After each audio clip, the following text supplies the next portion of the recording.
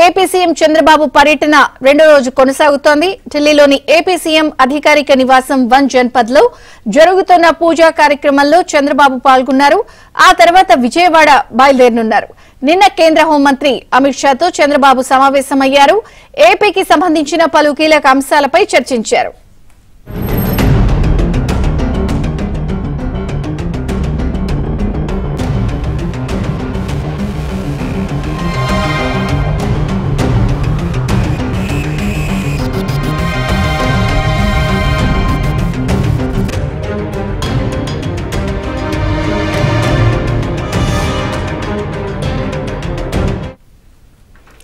ఢిల్లీలో AP CM Chandrababu పర్యటన రెండో రోజు కొనసాగుతోంది. ఢిల్లీలోని ఏపీ సీఎం అధికారిక నివాసం వన్ జన్పద్ లో జరుగుతున్న పూజా కార్యక్రమంలో చంద్రబాబు పాల్గొన్నారు.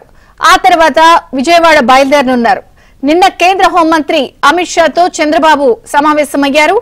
ఏపీకి సంబంధించిన పలు కీలక అంశాలపై చర్చించారు.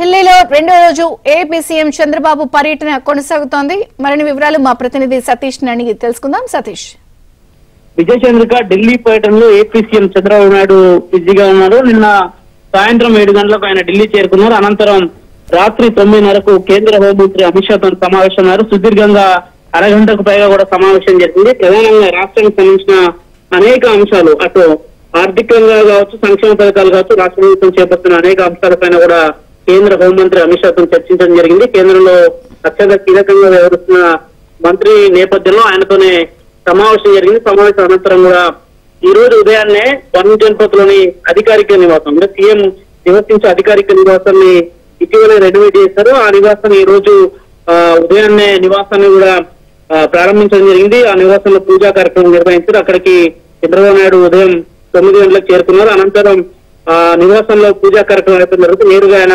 విజయవాడ బయలుదేరబోతున్నారు.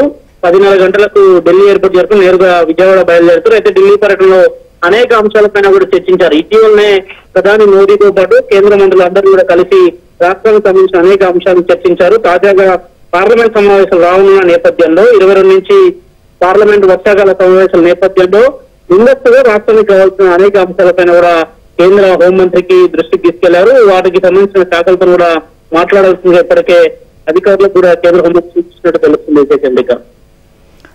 Thank you Satish.